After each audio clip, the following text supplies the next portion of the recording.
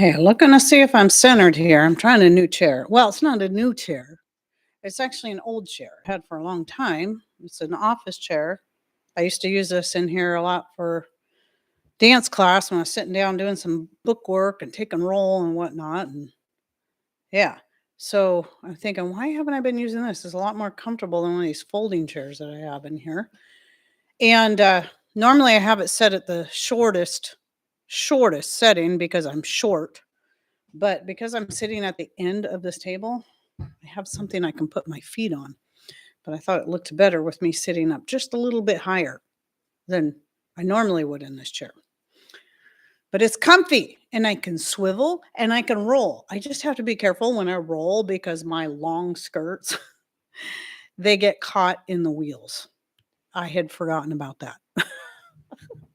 Even in dance, I had I made myself wrap skirts. Wrap skirts are really popular for ballerinas, but I would make the back of mine really long. I'd keep the front of it shorter so my students could see at least my knees and see the turnout of my legs and all that. But then I'd have the back go really long. So sometimes I'd sit in this chair and roll around and yeah, you get caught up. I forgot. So I'm glad to see people stopping in. I wasn't really sure if I was going to do this or not. I'm like, should I bother? Because for all those people that celebrate Christmas, would it be kind of disrespectful? Would they be like, why is she going live? I mean, I don't want people to ever feel pressured to come in here. People are spending quality time with family and friends. That's what they should be doing instead of listening to me ramble on. But some of you, and obviously some of you know that we don't celebrate Christmas, but there's a lot of people that don't. I sometimes it surprises me how many of my followers still don't know that we don't celebrate Christmas. So hi Deb, see you made it. I still wasn't sure this morning if I was going to do this. I was still like, I'm like, you know what? I'm going to do this. I have a bunch of questions I need to answer, and I'm here anyway. And even for those people who do celebrate Christmas and are busy with family and spending quality time, this is important. They can always watch this later. That's what's great about the live shows. There's always the replay. You just don't get the live interaction, but hey, that's cool. So anyway, but yes, I do hope that, if you're in here and you do celebrate Christmas, I do hope that you are enjoying your day. To me, today is just another, it's ending up being another just day of business. I mean, it worked out okay. I mean, sometimes our oldest son will invite us over and do a big family dinner and we'll go over for the dinner part. But they did something different this year. And so I'm like, you know what? That actually works out good since it's Wednesday. And Wednesday is the one of the 2 days a week that I am actually able to shoot videos. The other days of the week, I usually have grandbabies. So this is working out really good for me. So I shot 2 videos this morning and I'm still able to do the live show. So that's cool. So I ended up getting a cold for Christmas. So our dinner has been postponed. Oh, bummer. But you know what? That's the thing. That's a great thing. You can have family dinner anytime. It's been about 12 years ish since we stopped celebrating Christmas. However, what we did was we took the extra effort of, and this was before we started keeping the feast, which was only just over a year ago. I was making the time to try to at least once a month have a family dinner here so that we still had that quality time to spend with family, friends, or whoever could come. It's getting harder and harder to pull that together. But what we do have is now it's becoming more of a regular thing once a year is in August, because August is like the only month that we can sort of depend on maybe having a non-rainy time. But that's when we decide to have like a big barbecue out at our other piece of property, and whatever family wants to come from out of town can camp out there. And it's been working out really nice. We just, my sister came out, they came out 2 years ago and then they came out this last year and just had such a great time that I think now they're going to try, now that we've decided to set it the first August of every year, the first the first weekend of August from here on out, any family that can make it out. And it's really been great. And so what we do is we have in this room, we'll have one night where we'll have like a game night because we got the ping pong table, the pool table, the foosball table. We got board games, we got rock band, we got a lot of fun stuff we can do and just hang out here and eat. And then we'll have a day that we just do a big barbecue out there, but we hang out at the property as much as we can because it's nice. It's nice to be able to use that for something. And so yeah, so there's that. What we're hoping to do, hoping to try to get my family a little more involved in at least the Feast of Tabernacles. When we do that here, we did get a few of them to come this last year, and it was nice. We had a nice dinner. I made turkey. It was like I think it was the first day of the Feast of Tabernacles, and I'd like to get that to be a more regular thing if I can get our family interested in coming. But whatever, we'll see how things go. We'll see how things go from here on out. But regardless, whether you celebrate it or not, I hope everybody is having a lovely day. So I did come on a little early. Well, I mean, I did set. I'm just going to start setting the time at 11:45 for both the Sunday and the Wednesday live shows. But typically, we'll not get into whatever the main topic is until noon. I'm talking my time, of course, which is Pacific Standard Time. So 11:45 a.m. starting the topics at noon. But I like to come in early. It gives people time to come in, say hello, give the greetings, maybe give an announcement or two. And I wanted to show you guys. I already shot my this and that for Monday. But if you were here on the other channel for the live show, I was showing how I'd started working on a Bible cover for Patrick's old Bible. And I realized this is the Bible he got when he was born because it was the date in it was 1964. So anyway, I finished it.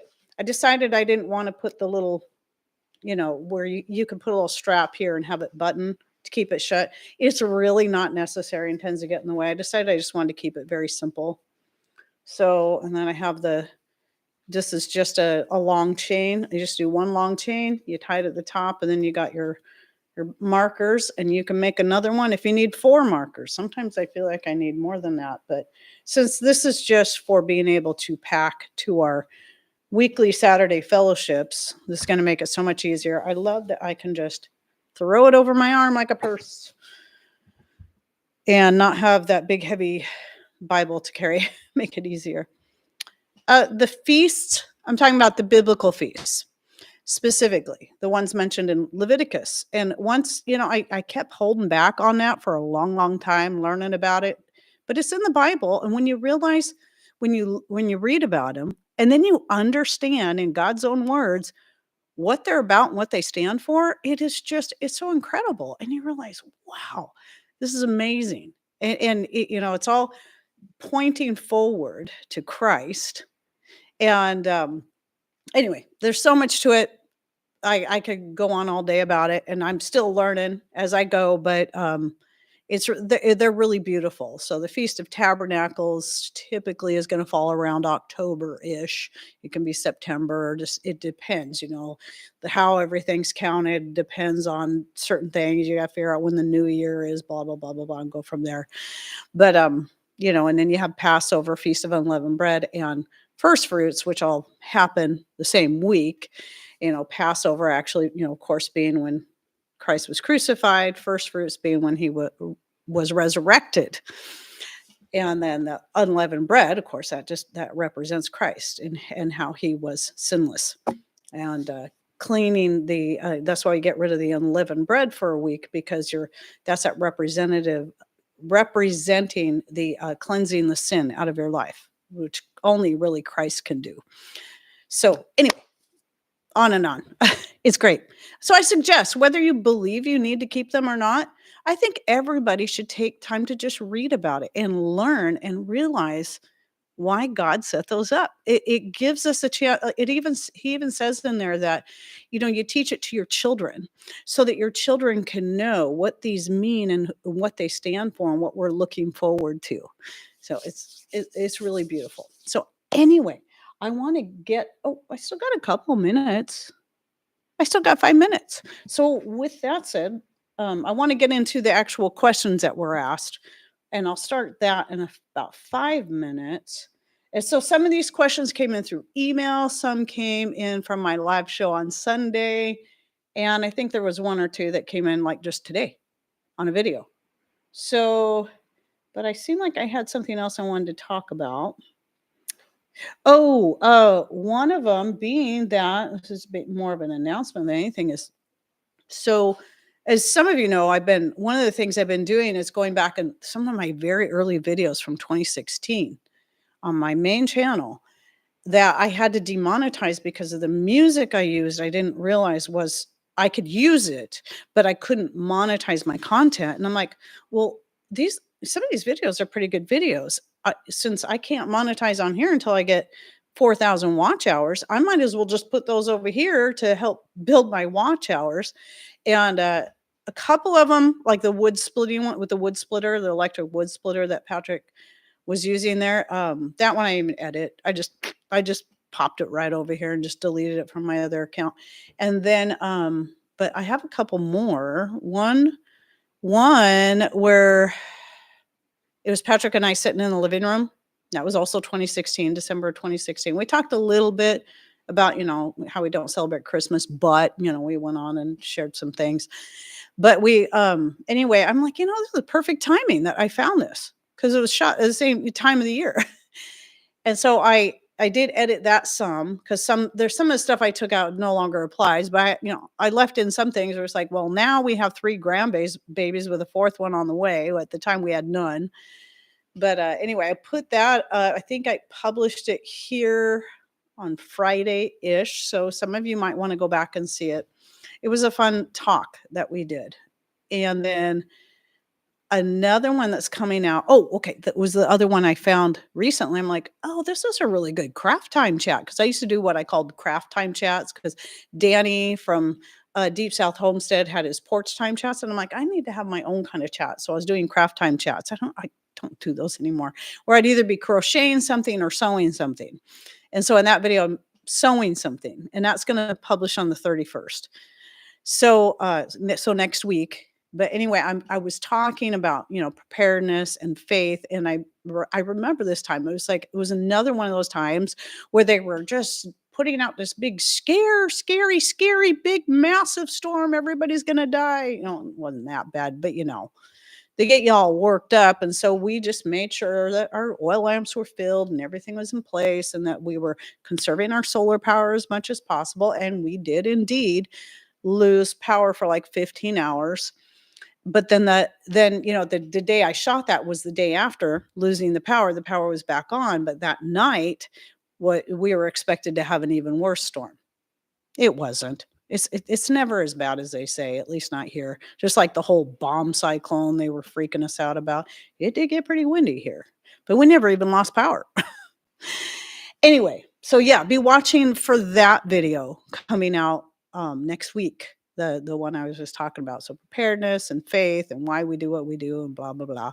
So, and I was making an apron and I realized too late that I forgot I was going to insert the picture of the apron after it was all done. It was an apron I was making for myself. It was just a red plaid apron. Well, maybe that one I was making for somebody else. Maybe it was an order because they saw me wearing the red plaid one and one would like it. I think that's what it was. But I don't do those. I don't do the orders anymore. I don't make skirts and aprons and all that, in case anybody's thinking about asking. So let's get to the questions. So one of the questions I did see during the chat, but it was right when I was in the middle of talking about gardening, and I was hoping I'd remember to get back to it, and I didn't, but that's okay. I can talk about it now. Somebody was asking what they can do for all over joint pain. And well, I can tell you what I know. I mean, I don't get all over joint pain, but mostly my joint pain is going to be in my neck and my back. Same with Patrick. And my knees, especially after I injured my knee a couple of years ago pretty badly. I tore my ACL. So I did take some time to link to several videos in the description down below. So don't forget to click on dot dot dot more or more dot dot dot, whatever it is, whatever it is. And you'll be able to find those links. So one link is my newer version of my infused oil for the joint and muscle rub. Now, I know this person was asking specifically for all over joint pain. This is something you're actually going to rub onto the affected areas. So, this is going to be joint and muscles. And so I started creating this, developing it back when I was still teaching dance and martial arts. And, you're always pulling a muscle, spraining a toe, a finger, a wrist, or an ankle. It's always happening when you're active like that. So, I didn't want to depend on icy hot and all that stuff. I wanted to make my own. Was it icy hot they used for? Yeah, I think it was that. Because I wanted it to be all natural. And I basically just started off taking coconut oil and cayenne pepper and then adding a couple of essential oils. And then I've developed that over time. Now, I still changed it even more since that video. And one of the things I do now is I think it's a 50-50 blend of the avocado oil and castor oil. And the reason castor oil is because castor oil is also just on its own is very good for helping with sprains and breaks and muscle and joint and all that. I know a lot of people that just simply use castor oil, like if they're arthritic in their hands, they'll just simply rub castor oil and they say it really works well for them. So the reason I don't infuse with castor oil alone is because it has such a high viscosity. I get concerned it's not going to infuse as good as it could. Usually the thicker something is, the harder it's going to be for it to really infuse well. So that's why I do a 50-50 blend. But anyway, so then you can go back. Then I have another video down there. It's an older video it's the joint and muscle rub, but it is well, it's kind of older. It was one of those I had to edit and re-put up because of a certain substance I do use in it that I can't talk about on YouTube. But that one is the infused oil, showing me adding different essential oils and giving different suggestions for essential oils. You can add 1, 2, none at all. It's going to be entirely up to you. So you need to know what essential oils you can and cannot use, what you're going to be sensitive to. And I usually add quite a bit and we love it. Patrick did something to his back yesterday. He was bending over to pick up the grandbaby and he didn't pick him up. It was just, he moved funny and something in his back is pinched. So, last night I rubbed some in his back and I'll do it again today. And that has helped him quite a bit when I'm able to do that. So that's those. Then there's, I think 2 other links I put in there. I put 2 links to a couple of different tinctures. One of them is for specifically to help relax the muscles. And it does have pain relieving qualities to it because of the valerian that I use in there. I use valerian root in that particular one. And it also helps with sleep. That might be helpful for someone who's dealing with a lot of pain and needs to sleep, or just maybe it's because your muscles are so tight. Valerian root is excellent if you can handle it to relax really, really tense muscles. Sometimes that's all it is. Now, then I also have a tincture that is for pain and inflammation in particular. And I also have that linked down below because inflammation does also cause pain, as a lot of us know. And there's different types of pain. So a lot of your pain and inflammation herbs, they typically do both. They help to relieve pain and inflammation. Sometimes just relieving the inflammation alone can help with pain, but not always. Sometimes the pain is caused from something else. So that's why it's great that a lot of your pain relieving herbs are also naturally good at relieving the inflammation and lowering that down to take that pressure off of whatever it is. So let me see. Oh, thank you, SP Mama.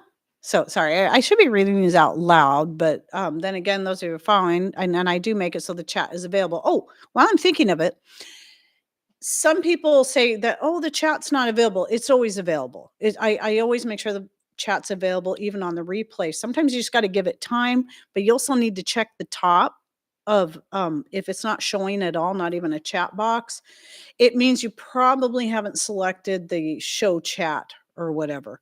And also know there's the option, if you look up here at the chat right now, you can see it says, it might just say top chat. You might wanna click on live chat, and that shows all of the comments. Sometimes certain, I don't know why, but sometimes certain people's messages won't show if you only have it set on top chat, and I forget about that. Have you done your intro? You know what? I didn't do my intro, but right now, and thanks, Aline.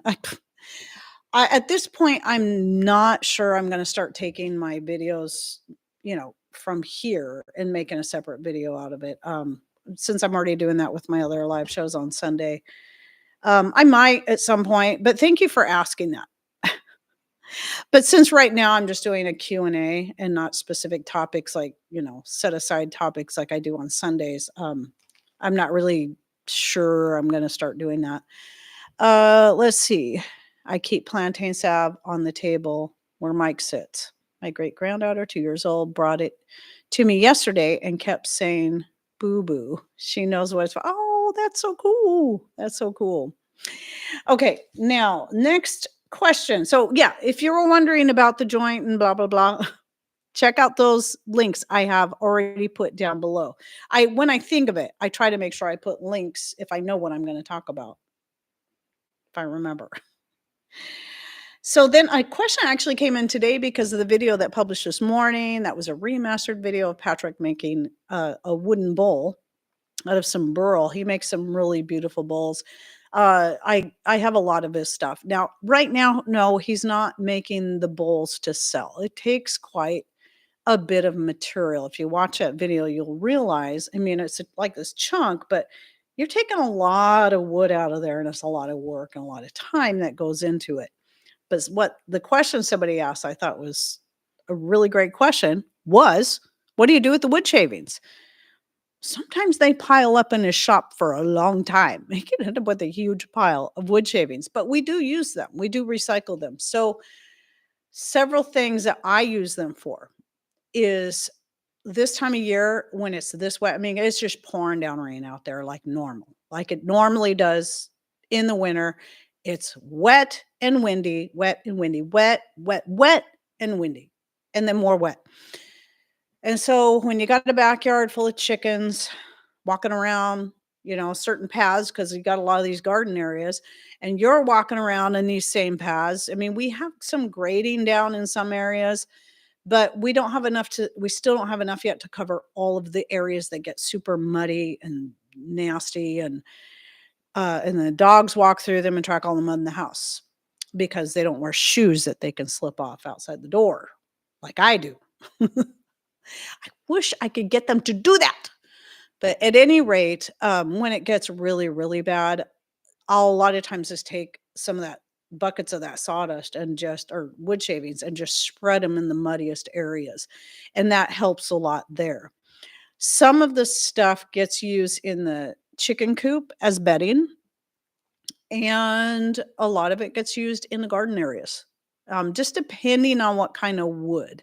You got to be careful with black walnut. It can really stunt the growth of plants or just kill them altogether. So you got to be careful with black walnut. Some things, some certain types. Let's see. Such a nice surprise to catch alive. Hi, Lucy. Thanks for coming in. So, do you get credit when we rewatch? Yes. Yes, it's still watch time.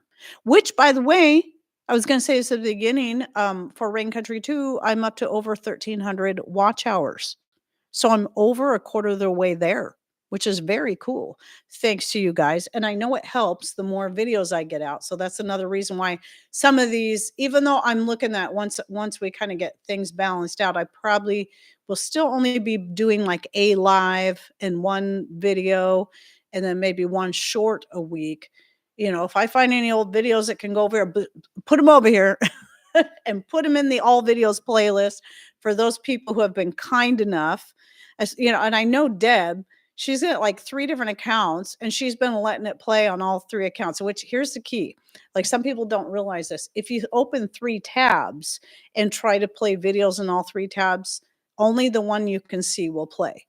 However, how you work around that is you open 3 windows, 3 separate windows, and then let the videos play, and just turn the sound off on all of them, and then walk away or do whatever you want, whatever else you want.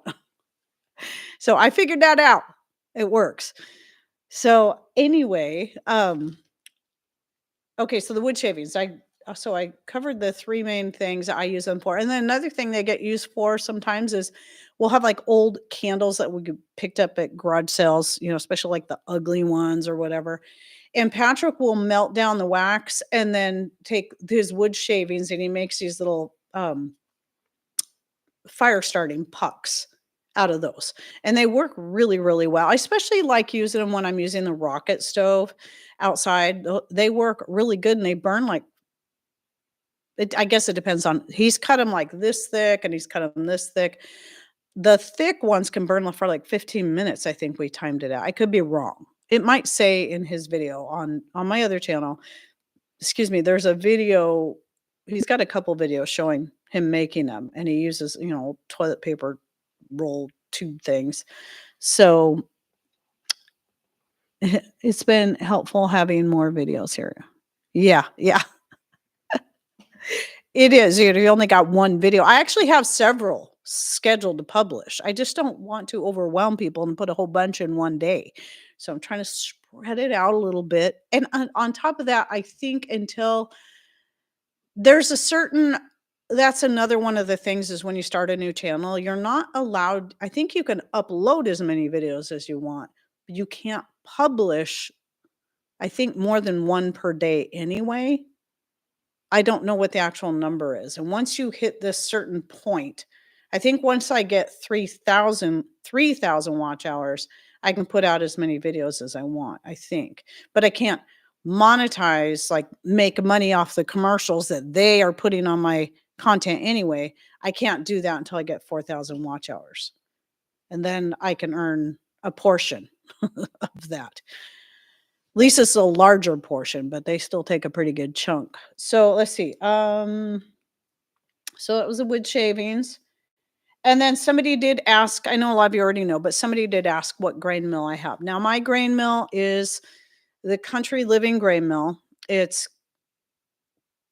want to say it's cast iron, painted cast iron, I think. It's very heavy. It's built like a tank. It's made here in Washington State, so made in the US. I love it. I love the fact that it's got a big wheel on it and I can grind by hand, which is what I did for like the first year I had it until Patrick built me. He took an old motor. He can probably tell you in the chat since he's here. He took an old motor and rebuilt it and cleaned it up and then set it up so that I can use power and run it off electricity, be it solar or public power, which saves so much time. I can grind up the flour I need to make a loaf of bread in a few minutes when I can run it off power. When you're doing it by hand, it depends on the grains you use, but it can take 15 minutes to an hour, depending on the grains, to grind up 1 cup of flour. It takes a long time. What I used to do is just grind, and switch positions. I have an old video where I explain how I do it. Then I'd switch arms, and I'd do overhand and underhand, so I was working all my muscles on my arms. That was great, and then I'd go do something else and come back and then and I'd always count how many rotations. And then, yeah, that's how I was doing it, but it takes a lot of time, and once I started my channel, things got busier and busier. I was finding I had less and less time for that, so the motor's great. I just turn it on and, let it grind up my flour, come back and check it, make sure it's not overflowing my container, and it's good.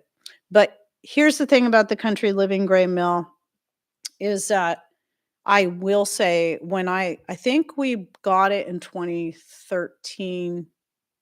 between 2013, 2015. I don't remember. It was around in there. I know it was before I started my channel. And it was almost half the price it is now. It's a very expensive. I mean, everything's gone up in price. It is built like a tank. I believe it's definitely worth the price we paid for it. But one of the reasons I don't talk about it a lot is just because it is so expensive. And I'm not going to try to push an expensive product like that on people when there's other types of grain mills out there you can get. Are they as good as the one I have? I wouldn't know because I don't have that, but I know there's plenty of people out there that have various different types of grain mills. I do recommend getting one that can run off electricity because it will save you a lot of time, but would also be good if you had one that you could run by hand or at least had a backup power source for it. But that's why I wanted this particular one because I knew I could use it either way. So, yeah, and like I say, I love it. I recommend it for its quality and, just how it's set up, and you can get different augers for it. Like, when I bought mine, it came with the corn and bean auger, and then you can also get a peanut butter auger for it. You just change it out, and you can adjust how fine or coarse you want your flour. But I know that Jamie from American Homestead, I don't know if Zach still uses it. I'm assuming maybe he does, but she had a Wonder Mill and I think they just ran off solar power and she loved that. And I think a local lady that grinds a lot of her own flour, I think hers is a Wonder Mill and it's something like that. And it only takes a few minutes for her to grind what she needs. Just turn it on and let it go.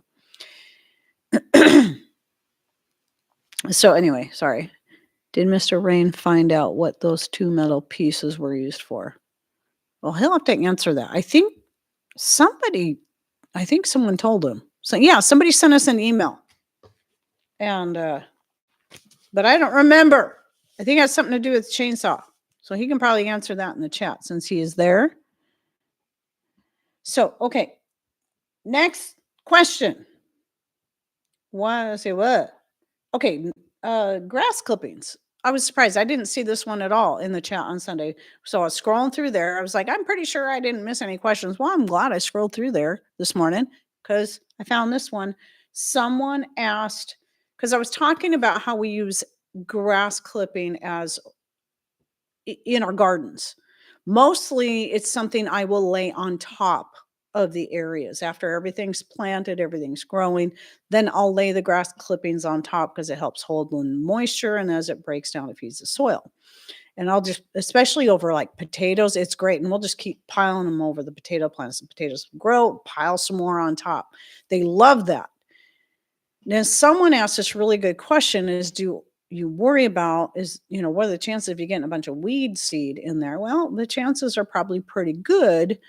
It depends on the lawn or whatever you're getting it from. Now, since ours is totally organic, we don't use any chemicals and spray to keep the weeds back out on our piece down the road where we bring most of the grass clippings over from. The only thing that's grows in there besides grass are dandelions. I don't care about that because I grow dandelions and I let them come up where they want in my garden areas. Well, most of the time. If it gets too thick with them, I'll thin them out. I mean, I do have certain places I specifically like them to grow because they can get really big, massive leaves and all that. But I'm not worried about that. And especially where the soil is loose and I don't want them, they just pull right up. It's easy. It's really easy. And so I don't worry about it. But that is definitely a good question and something to consider before you start layering grass clippings on your garden. You could end up with plants you didn't want. Most of the weeds that came over to my garden came from the horse manure that we used to get. But the horses that were down the road are no longer there. That's why we haven't been getting horse manure. And but I ended up with some medicinal herbs that I otherwise did not have before. So there you go. As a result. Okay. Just kind of checking here. By the way, I always forget to say this right at the top. Any questions you have for me while I'm on live, please put them in all caps. You don't have to do this under videos because I'm going to see your comments regardless under the videos. But during the chat, it's really important they're in all caps. I'll be able to see, okay, somebody has a question. That's what my eye is going to fall to. And then, especially later when I go back through and I'm scrolling through and I'm trying to find those questions I may have missed, I'm only looking for those things that are in all caps. So any questions you have for me, all caps, the whole thing. You don't have to put question, just put all caps. You can, but it's the all caps I'm looking for. So, okay, next one. Okay, I answered that already. Okay, this one I am going to talk about in Sunday's live show, and I actually talk about in the this and that I just shot for Monday, but it's somebody had asked if it's okay to mix herbs.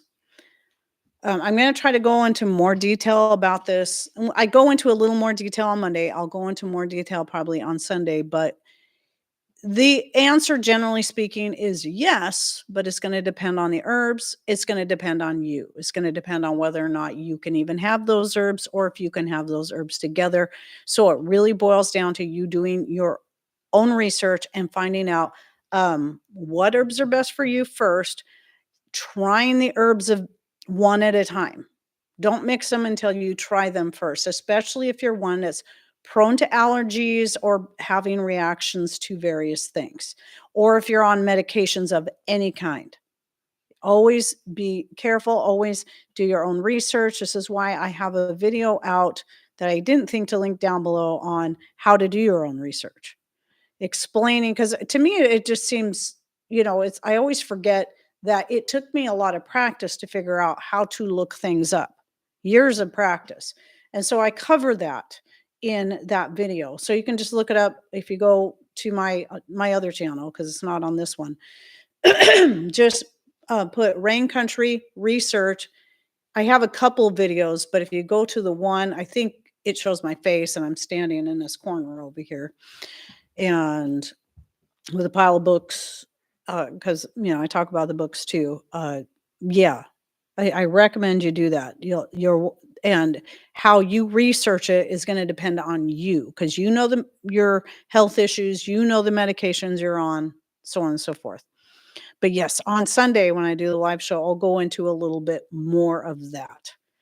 But I just wanted to say, generally speaking, yes, you can. I mix herbs all the time and don't do all that research, but I don't have all these allergies and I'm not on medications of any kind. So it's just, I don't worry about it. I probably should worry about it more than I do, but I've never had issues. So question, a majority of my yard is shaded by trees. What fruit, veggies, herbs can I plant to utilize this space? Well, some of it's going to depend on what you're looking at. Now, when we first started our garden areas, I wasn't sure at the time I wanted to get rid of our 15-foot pool, which was at the time right in the middle of the yard. And I wasn't sure yet. I wasn't sure I wanted to dedicate the whole backyard to garden. And so I thought, well, let me just start with the areas I know I can use. And so our backyard faces north.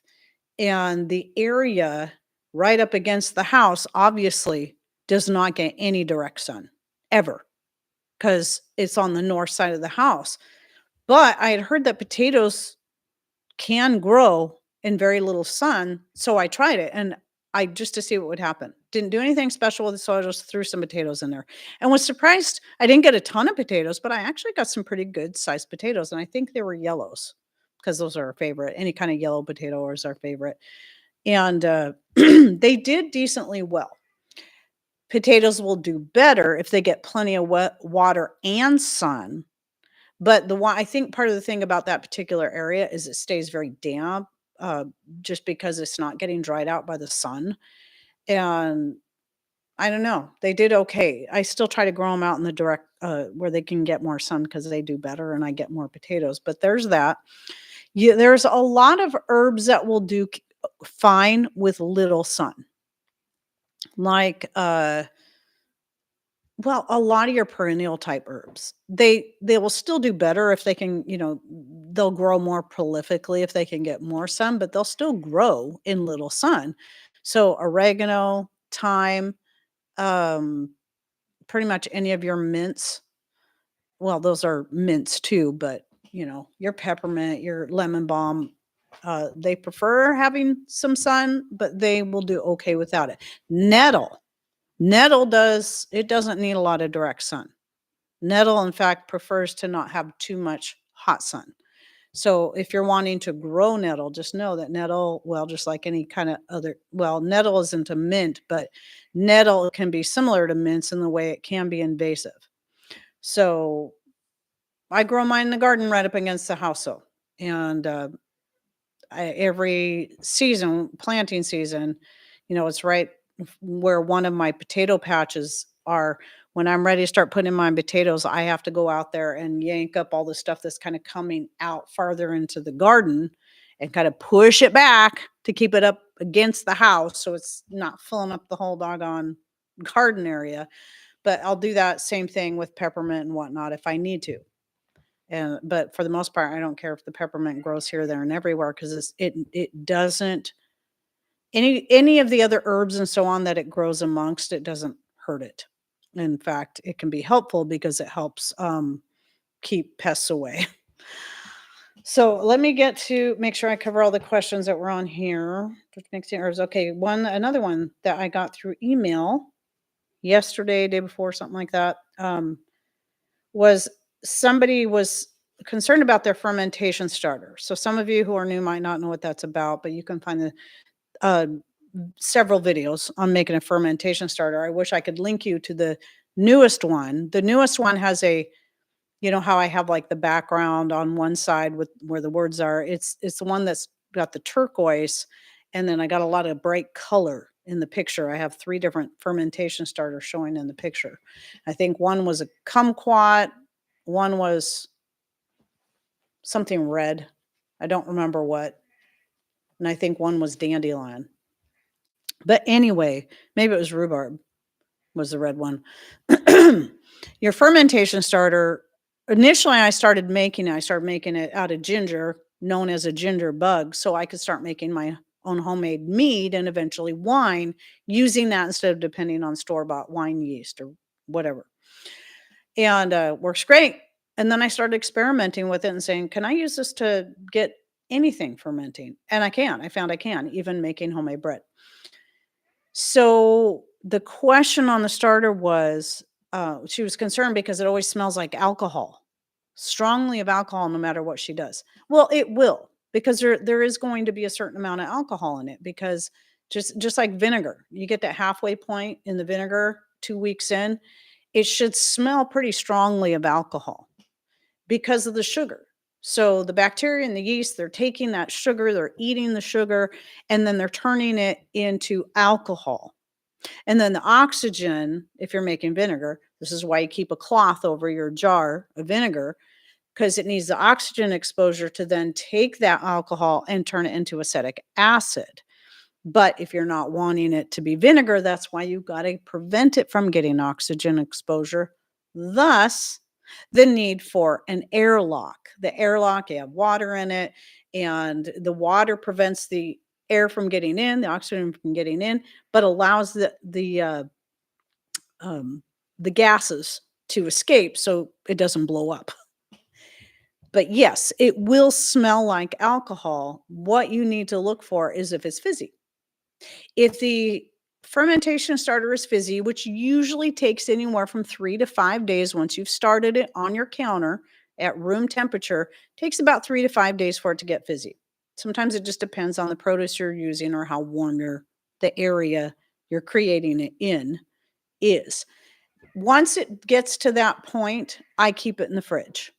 And then I don't have to feed it on a regular basis. And it stays good in there, and it can stay fizzy like that with a tight lid with a seal in there. So if I'm putting a plastic lid on there, I make sure I prefer to use the plastic, because sometimes with stuff like that that's fermenty, it can start eating through the coating on on your metal lids and cause them to rust. So that in that case, I do like using plastic with a silicone ring, so it's got a nice tight fit, so there's no oxygen exposure, And as long as it's fizzy, it's still good. So it's still good to use as a starter. If it's lost all its fizziness, you may or may not be able to bring it back to that active stage, but it needs to be in that active stage where it's really fizzy. If it's just a little bit fizzy, you can usually bring it back to a more bubbly active stage by taking it out of your fridge, setting it on your counter, adding a little bit of sugar, letting it get to room temperature and just keeping your eye on it because it just needed to be fed. So every time I use a fermentation starter, it gets fed, I get more, more sugar gets added, water gets added to top it back off. It stays on the counter until the next day, and I make sure it's good and fizzy, put it back in the fridge. And I've used the same fermentation starters without making new ones for over a year. In fact, I still have the same ones in my fridge that I started for the last fermentation starter video I made, which was sometime this last year, and they're still good. So let me see if I had any other questions here. I saw Diametra come in. Hello. Okay, just making sure. Oh, wait, I was one question. No, there was one. How do I use a brake bleeder seal jars? Lucy, I have a whole bunch of videos on my first channel. Just put if you just do a search rain country vacuum seal, you'll probably find a whole bunch. In fact, if you go to the one that's options for vacuum sealing, um that one I know for certain I'm not only talking about different options you can use for vacuum sealing jars, I demonstrate how to vacuum seal, how to use the brake bleeder and the food saver tops. So, hey, Tyler's there. There you are. I've been waiting for you to pop into this new one so I can do this wherever it is. There we go. Or there we go. There we go. That should do it. So, good to see you, Tyler. About time. You got your behind in here again.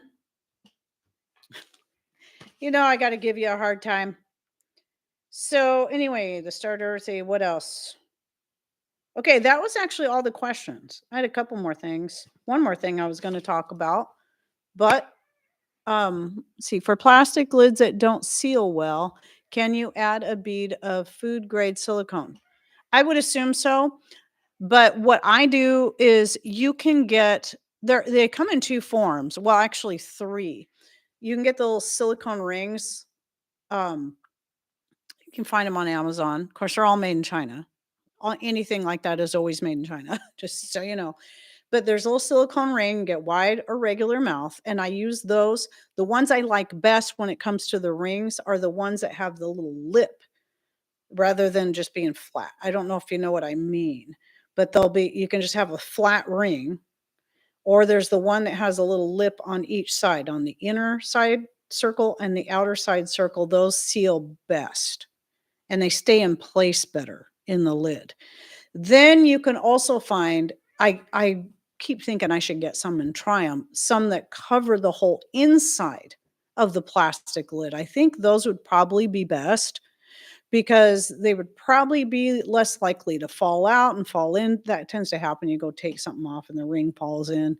Um, but they also cover the whole top of the plastic lid, and plastic does still can it's not entirely, it might be leak proof as far as liquid goes, but not necessarily as far as oxygen goes. Oxygen can still get through plastic. It takes a long time, but it's still somewhat permeable. So the silicone the solid silicone piece. So let's see. What was I going to talk? Okay. All right. Terry is in complete control of my behind and what it needs to do next. Well, that's good. And I'm sure she needs to use her foot on it every so often too. So, okay. So what I wanted to talk about, since I don't see any new questions coming in, but I'll try to keep my eye out for more, is my chickens. I haven't talked about my chicken update. So some of you know that this last year was our first year. We have a rooster now. So it was our first year hatching out chickens from or hatching out chicks from our own chickens. And I decided I kept going back and forth, and I'm glad I didn't wait because I never this year didn't get any hens going broody. I think it's because all my older hens are old and all my younger hens were young and not ready to do that. So I used an incubator, and we got 4 chickens the first time. 3 of them were roosters. 1 we found a home for, the other 2 we had to dispatch because we're doing all this in this small area here. So it's just a shy one, it's less than a third of an acre in the corner lot neighborhood. So I cannot have 3 roosters or 4. So thankfully, 1 I was able to find a home for. The other 2 we ended up having to dispatch, and they became dinner. And I was glad they were gone because they probably wouldn't have been very nice roosters. Their mom is mean. She's a real jerk.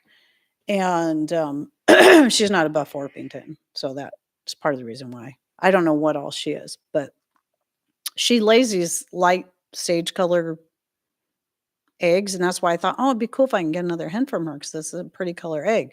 But then I realized I don't want any babies from her, 'cause especially after those roosters. One of them, this is before I knew it was a rooster. It grabbed a hold of my skin. I was moving them from the outside area into the inside pen because they were still at that point. I wasn't ready to let them run free. It grabbed a hold of my skin like this with its beak, and it was not going to let go. So I put my fingers around its throat, and I looked that thing in the eye. I said, "You better let go." And I squeezed just enough so it knew it meant business. And its beak went open. And it was like, it was scared of me for a while, but they were such a handful when they got bigger, and they were going after the hens, and they were just my backyard. It was so noisy and crazy back there, and they'd go through so much food. So I ended up with 1 hen. That's Guinevere. I think she may have started laying, but anyway, she's really pretty. So she's mostly kind of a dark copper or medium brown. She's got different shades in her. She's got the little poofy thing on top of her head because her mom is an olive egger, and olive eggers tend to have that poofy thing. So then the second, I said her name was Guinevere, right? So if I'm keeping them, they get named. I didn't name the males because I knew they had to go. Then the second hatching, I only ended up with 4 viable eggs. 1 was fully developed but didn't make it. And out of the 3 that were remaining, 2 roosters, 1 hen. But all of those chicks were from Claire, who is my sweetest Buff Orpington, sweetest ever, one of my first chickens, sweetest chicken I've ever had. She's just so sweet.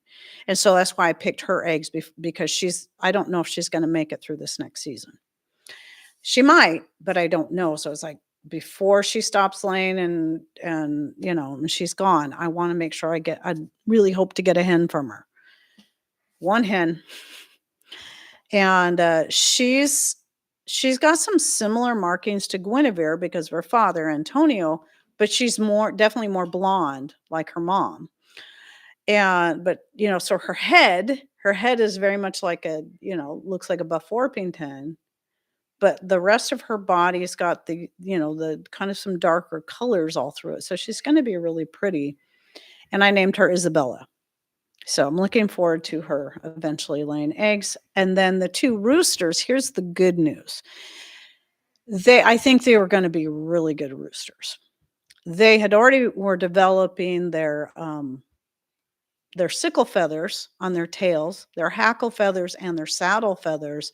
They were mostly like the coloring of a Buff Orpington, but deeper, kind of a deep amber.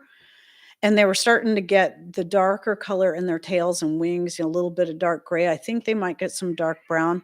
But here is interesting. I was thinking, great, I'm going to have to take out 2 more. I really don't want to take these 2 out because I think they're going to be really good roosters. Because Antonio's a good rooster and their mom is Claire, who's really, really sweet. So we're at our fellowship. This was a few weeks ago.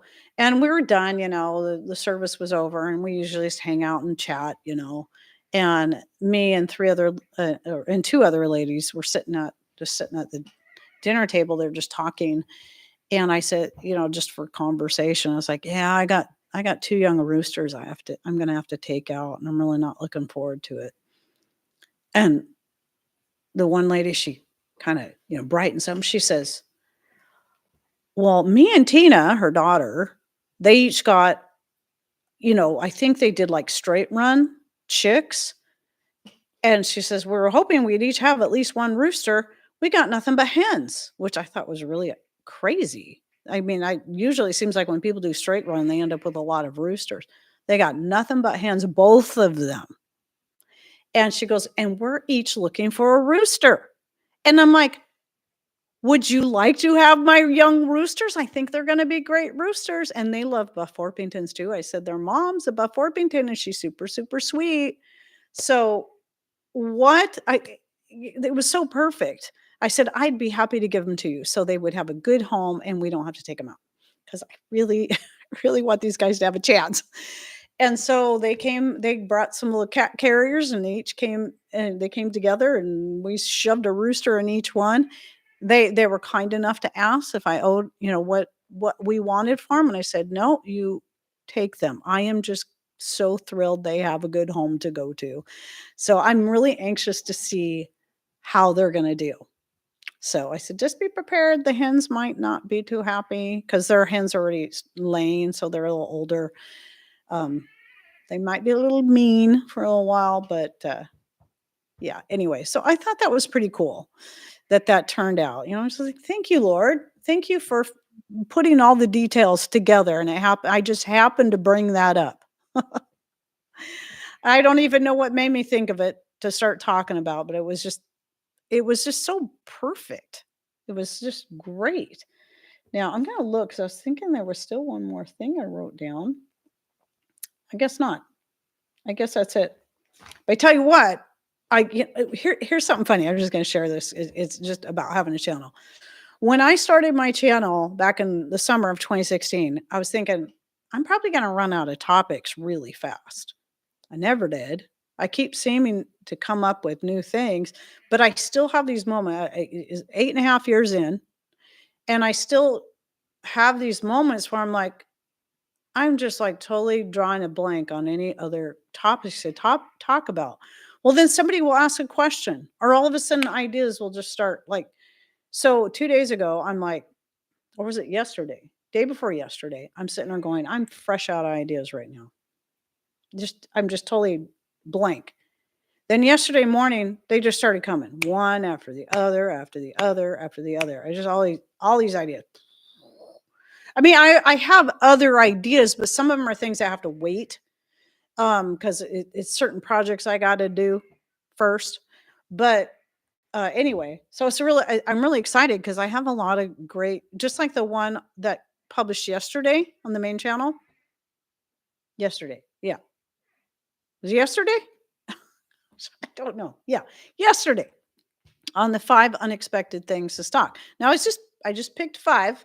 It was supposed to be things beyond food and water, just things that people might not think of, and that's doing really good. That my channel over there really needed a video to do good. It's the best of videos done in about 2 months, and I'm just thrilled.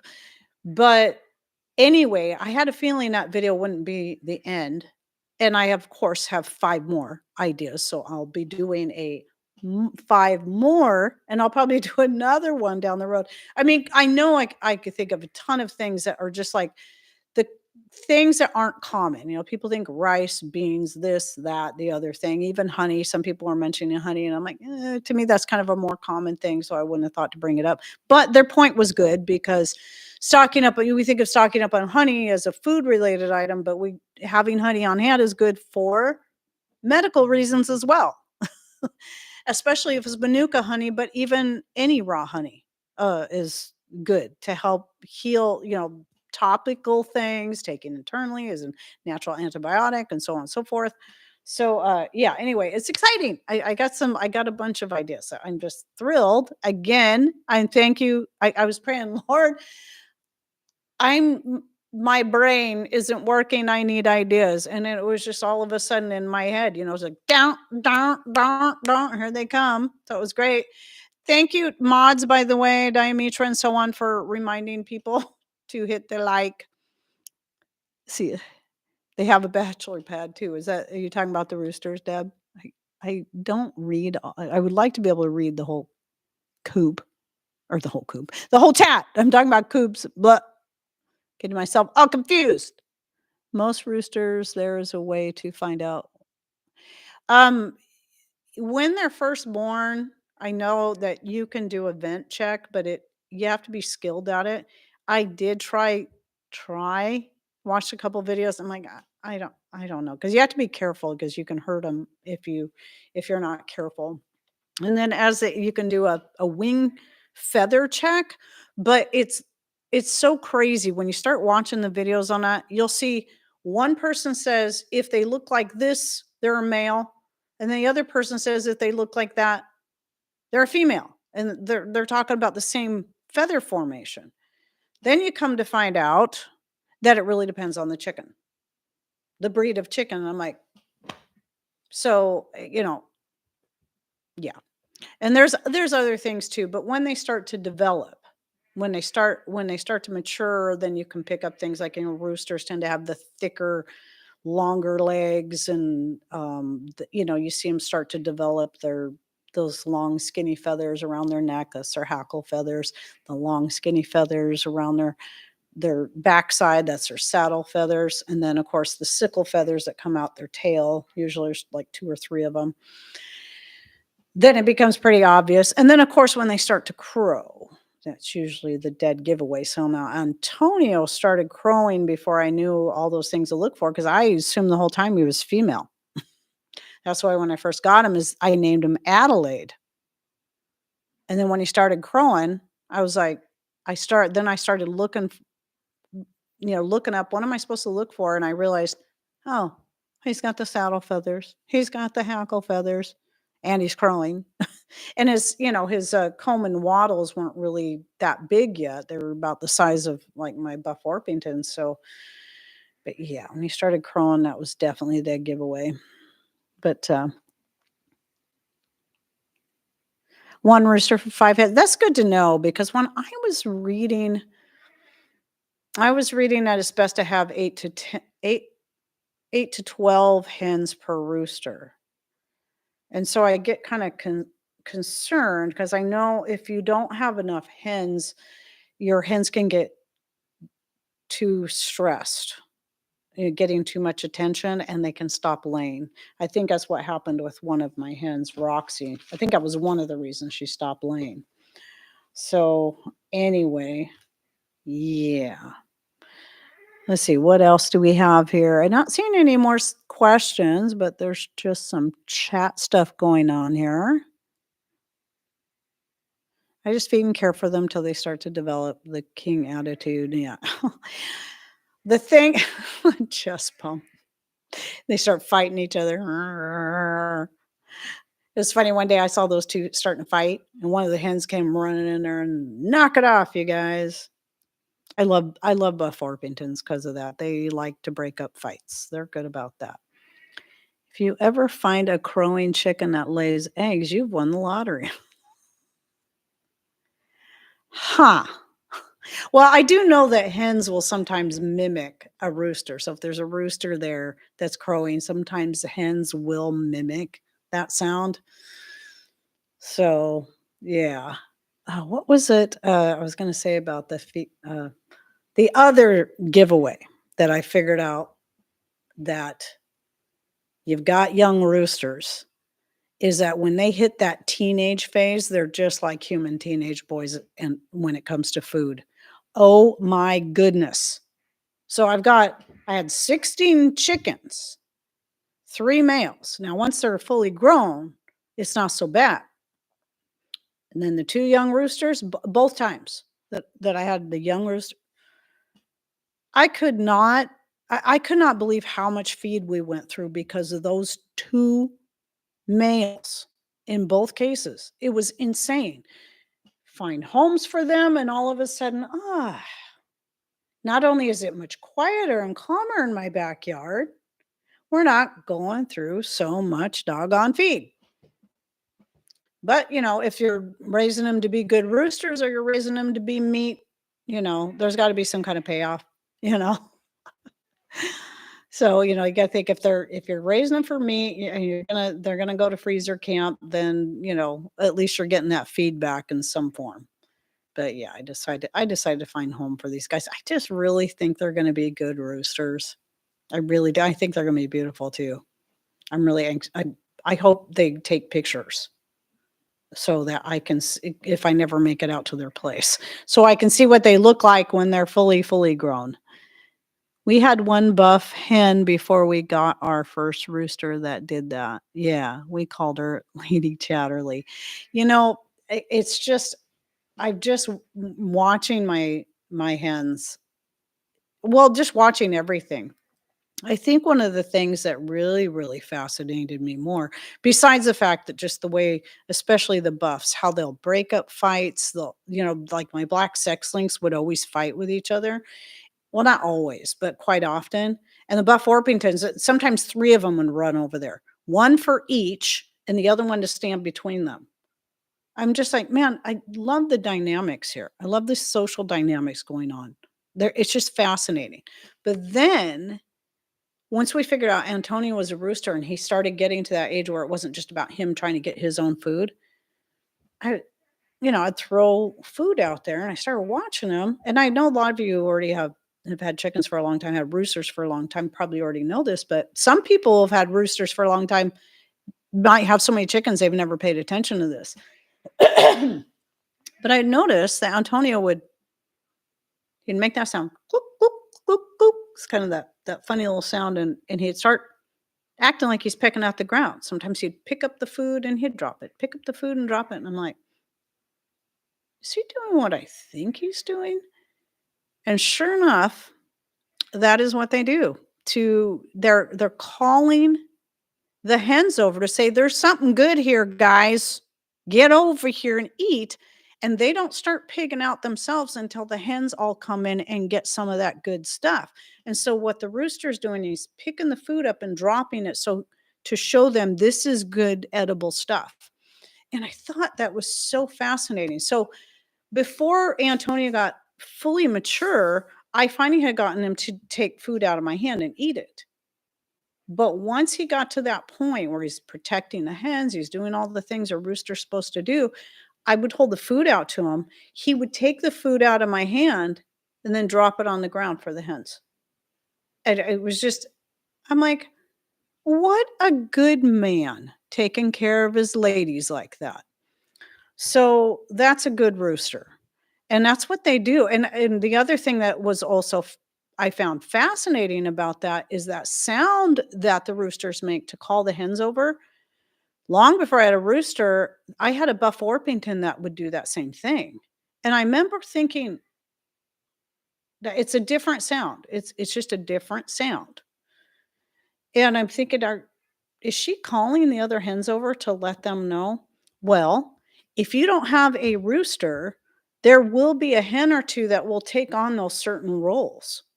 Since there's no rooster there, it's like, okay, well, I'm going to take on this certain role, make sure all of my buddies know, all my sisters know there's good food here, or the breaking up of fights. A lot of times a rooster will do that too, but if there's no rooster there to do it, the hens will do it.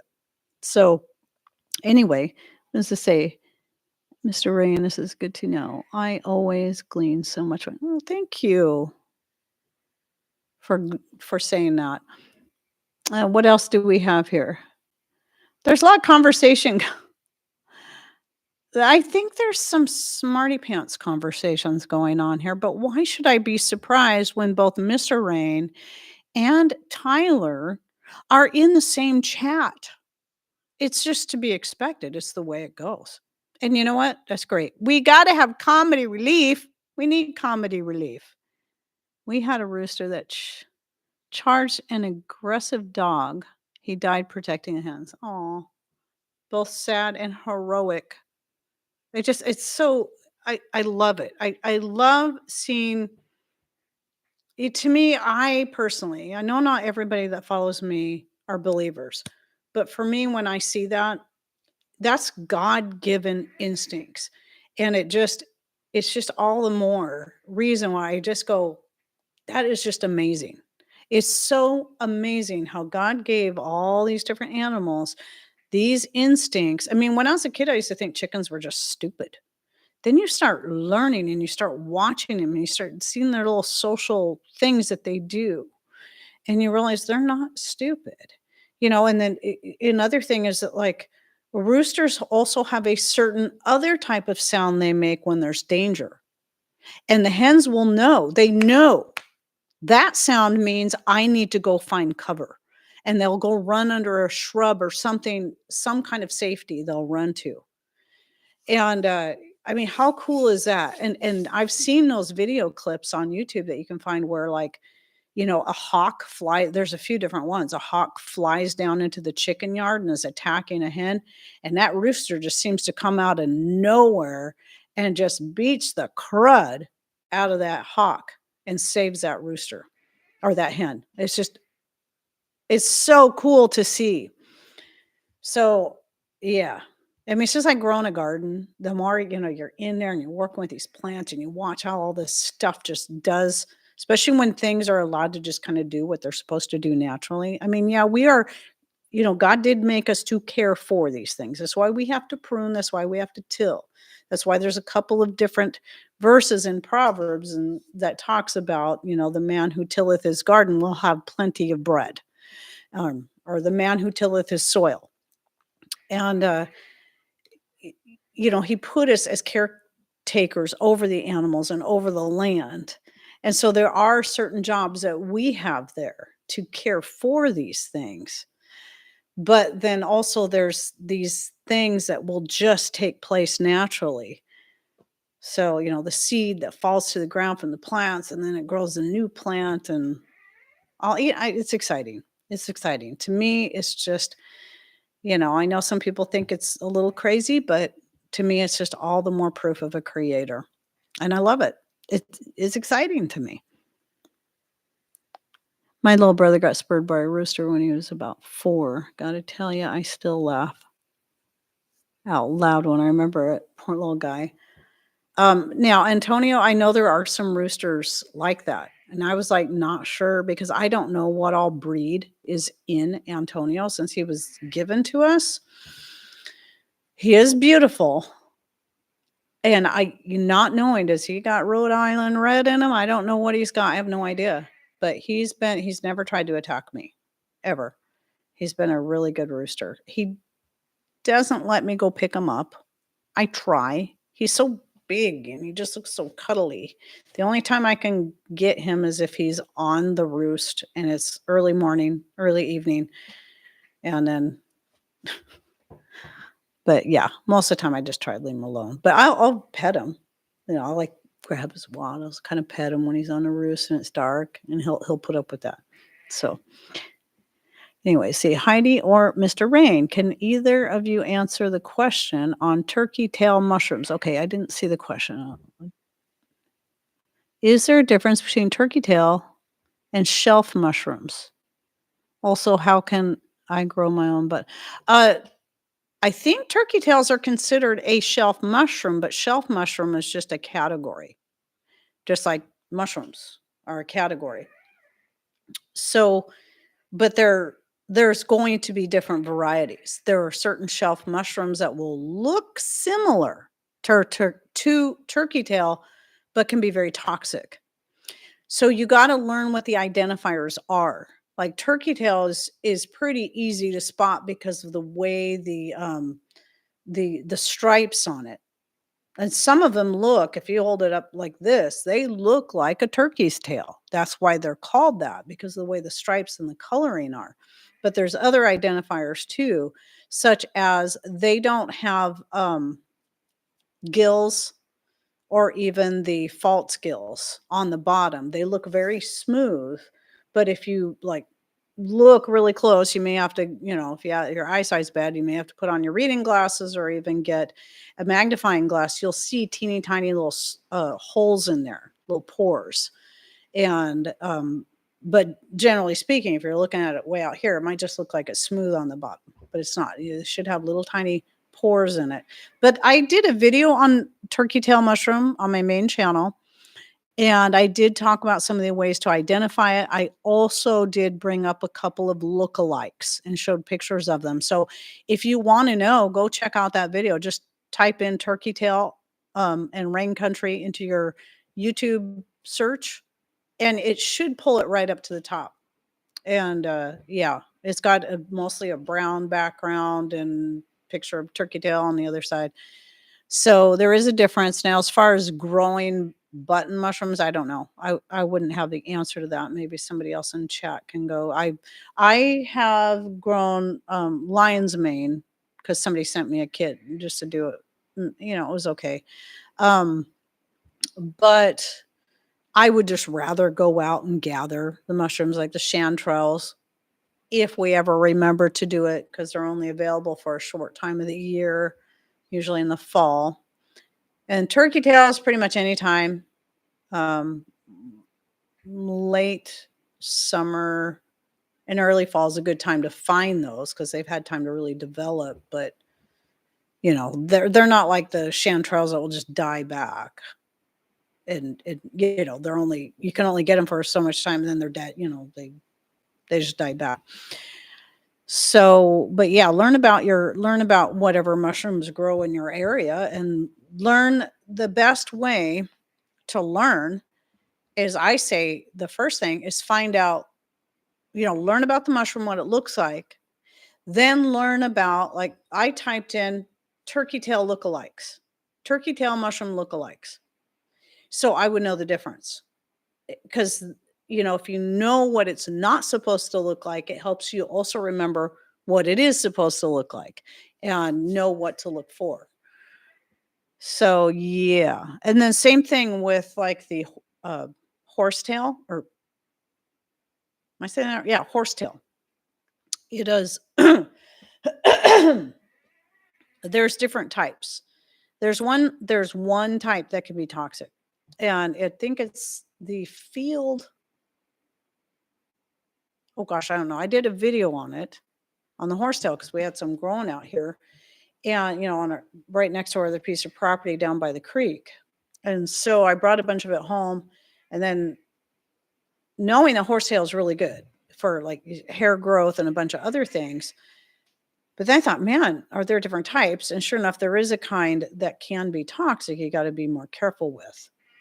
But anyway, so I learned to examine the stem. So the stem of a horsetail, it's like hollow.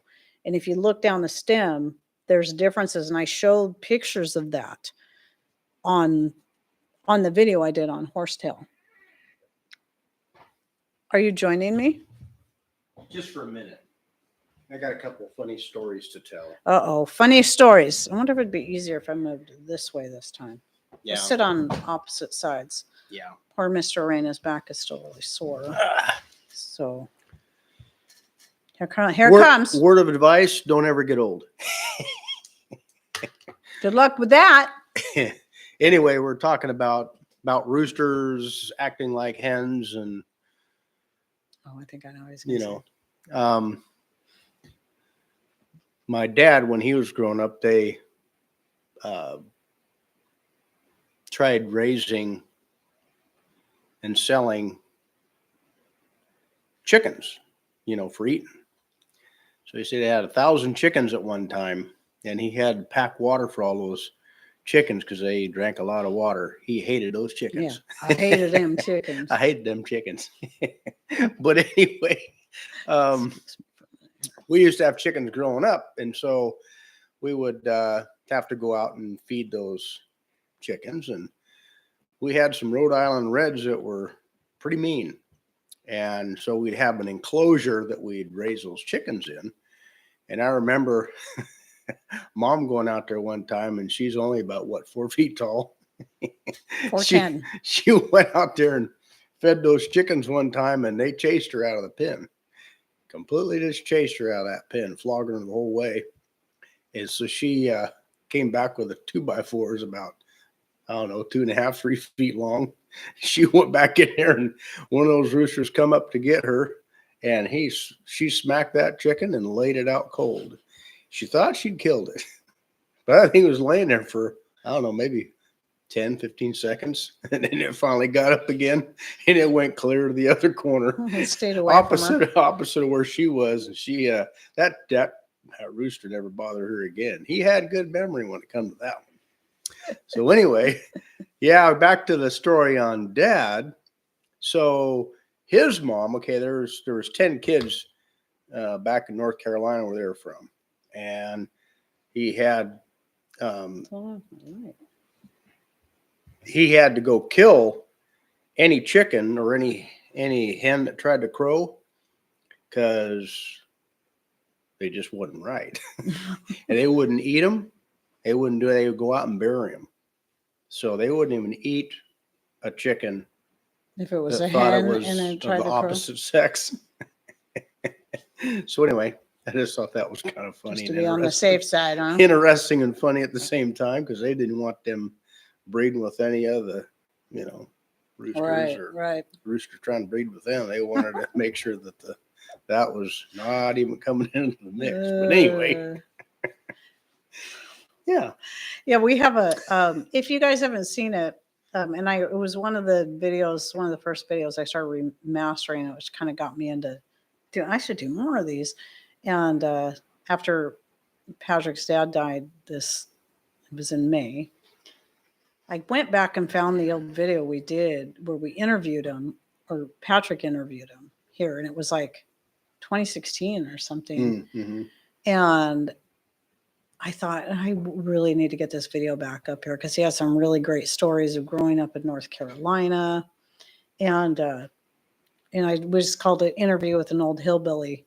So I was able to kind of brighten up the picture and the sound a little bit, and then added some photos. Some were of him when he was a boy, and then some were just of photos that I could find of something similar to the types of things that he was talking about. And so it's really a great interview. I'm so glad Patrick did that. And you guys, some of you would probably really like to hear that if you haven't heard it before. So just look up interview with an old hillbilly, Rain Country, and then you'll be able to find it. I think that one has a picture. I think that's on the one where it shows a picture of him as a little tow-headed boy. It's a black and white picture, of course. And his dad's wearing like a fedora kind of type hat. Look like they're probably dressed to go to church or something. Yep. So I was going to see if we had any other questions. Anyway, that's all I had to say. That's all I had to say. That's it.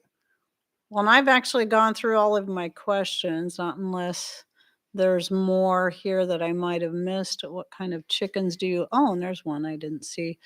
So mostly Buff Orpingtons. I've got a couple of Golden Comets. I mean, I started off with 7 Buff Orpingtons. And out of those 7, I have 3 remaining. And they're old. I'm curious to see. I just want to see how they're going to be 8 years old come spring. I want to see how they do. I may lose all 3 of them, but they've just been such good chickens. And then after we had them for a couple of years, we added the black sex links.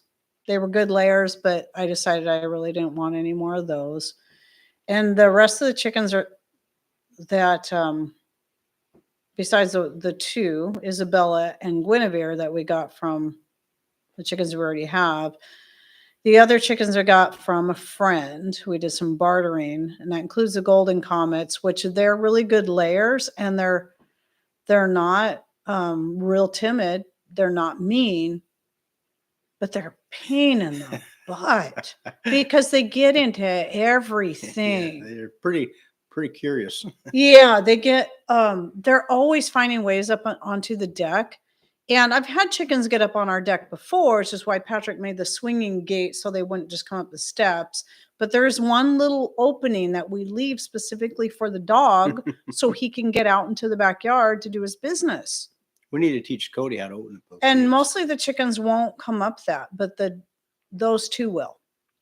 And even before when I'd have some Buff Orpingtons, like Gertie was bad at coming up on the deck and then getting into the like blueberry pots.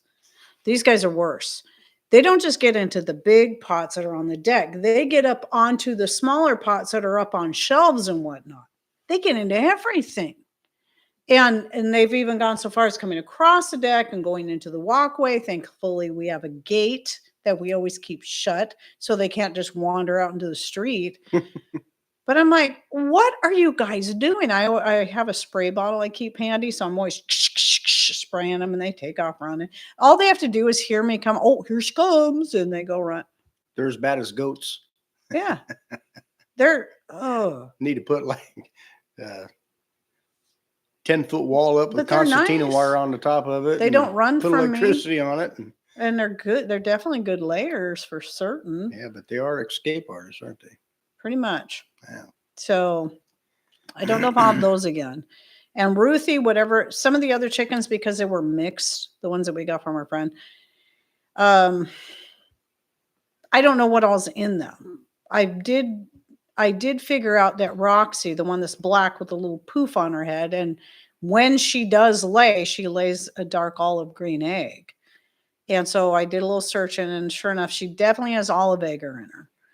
And then Ruthie, the silver one, is mean. That lays a sage-colored egg. I think she's. What did I figure? I can't remember I can't remember what it's called now, but I did figure out what breed she must be based on the egg she lays. But I don't want any more like her because she's mean. She's a jerk. She doesn't attack you, but she'll attack the other chickens, especially like the new ones. And like I said, one of her offspring was the one that grabbed hold of the skin on my hand and wasn't going to let go of it until I threatened to break its neck, and it decided that wasn't a good idea. So let's see. Yeah, it seems like I had that one Ruthie. I think the name of it, I figured it is because the color egg she lays has cream in the name. So maybe somebody can remember that might know. Maybe somebody could say, but I'm just assuming that's what it is. But anyway, aside from, I'm curious to see how Isabella, the offspring of Claire and Antonio, and then Guinevere, who she's really pretty. She's a fairly sweet chicken, but she's also an escape artist. She doesn't come up on my deck, but she'll jump over the front yard fence. I've had to keep the chickens in the backyard. I put a little taller fence. She'll jump over it. Never had that problem before. And she'll just hop back over. It's so irritating. And she teaches the other chickens, hey, look what I can do.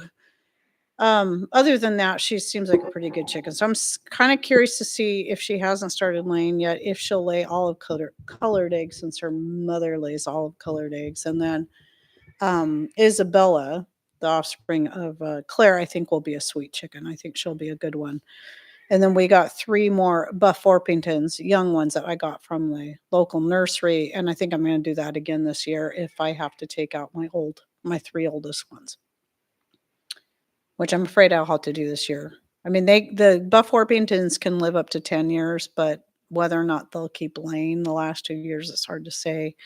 And I don't want to see them suffer either. That's why a couple of them, of their other older ones, we ended up taking out because they were clearly not well, and they were at the end of their life. And so, it's not easy thing, but it's just part of doing what you do.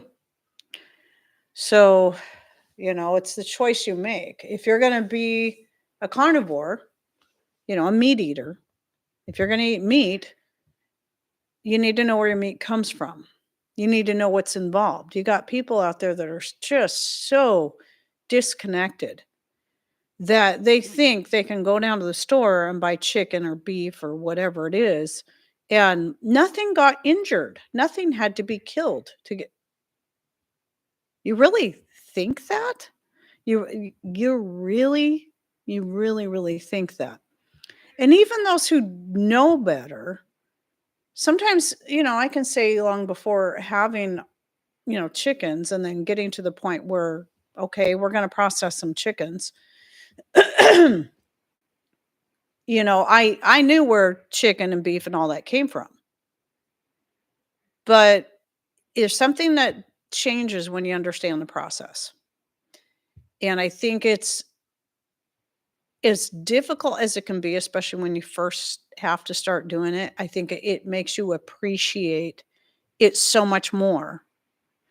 And I would much rather have my meat, as much as I can, come from animals that I know had a good life, were raised well, were fed well.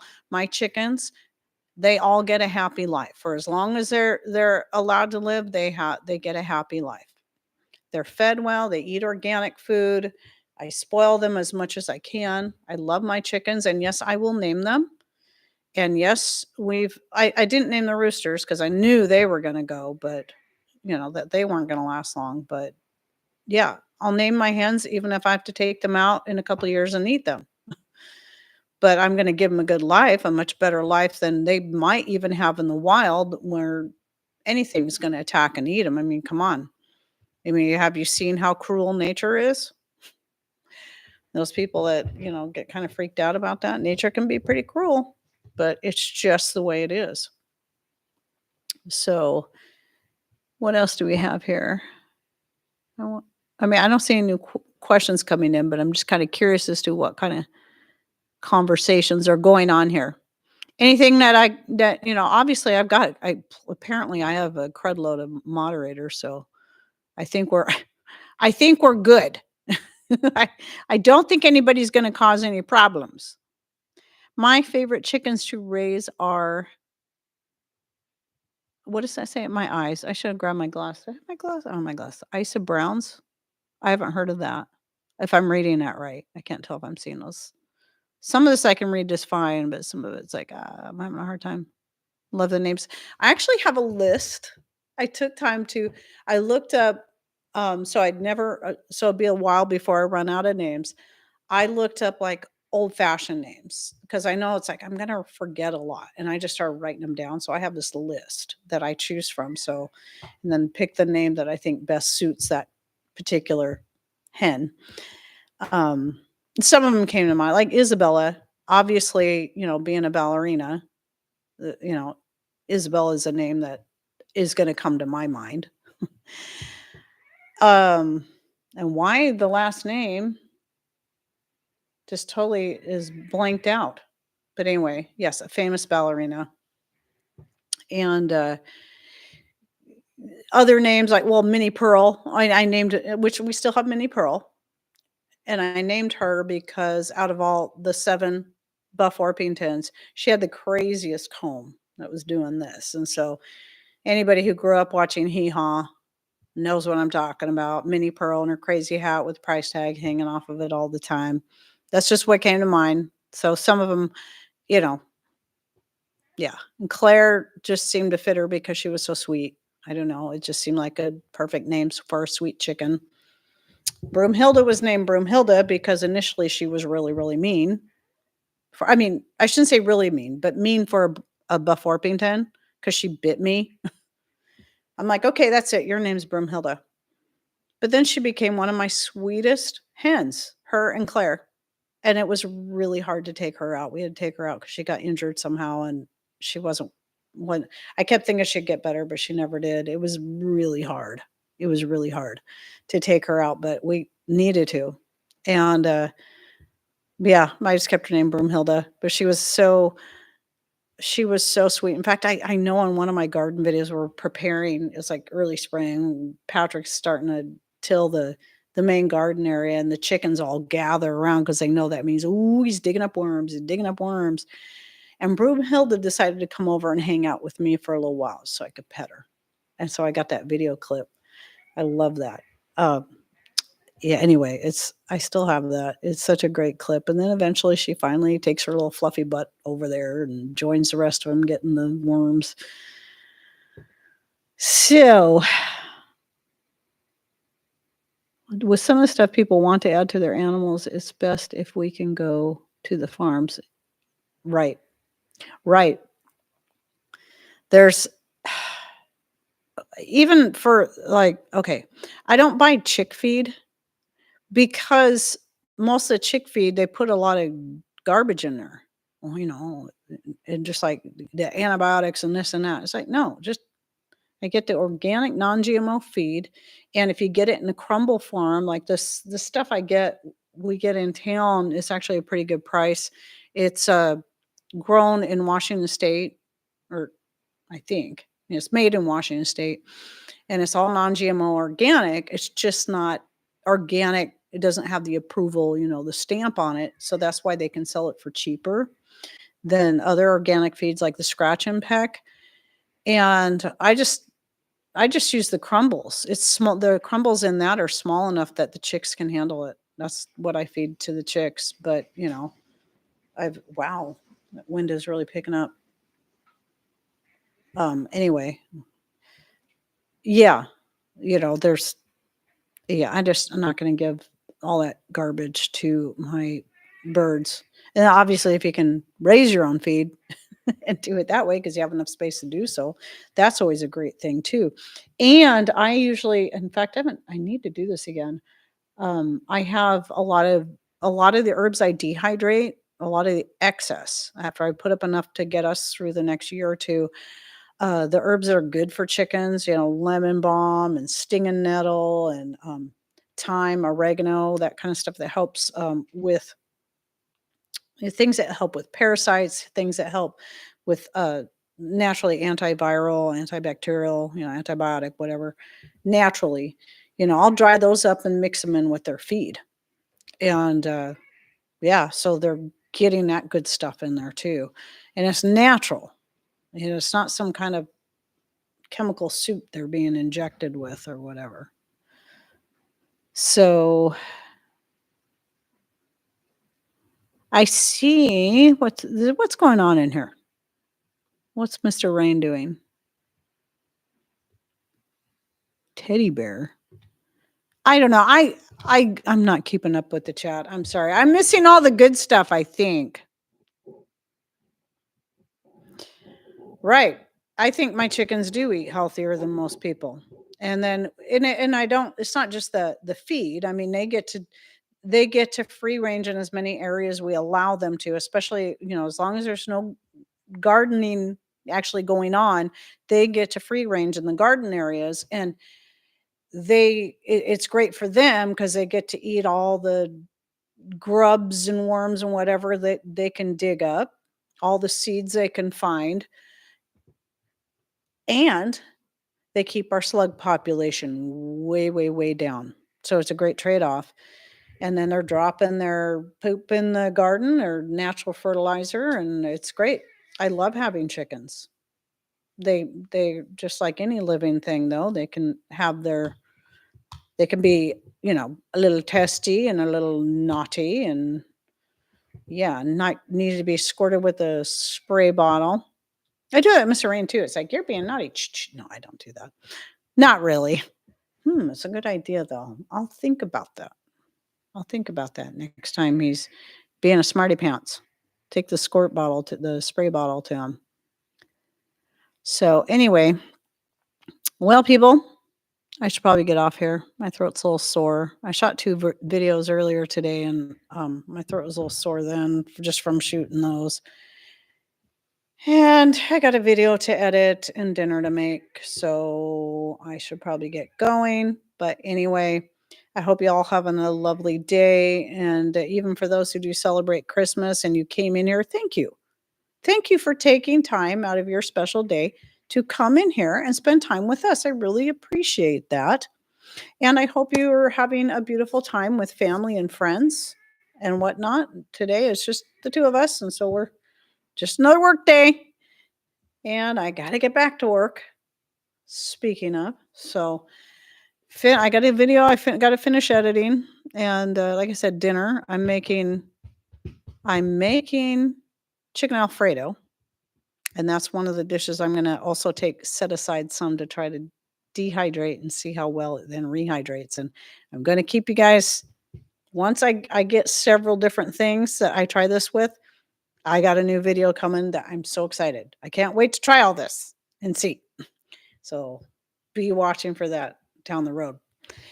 Anyway, love you all. Thanks again for coming in. Take care and God bless. Did it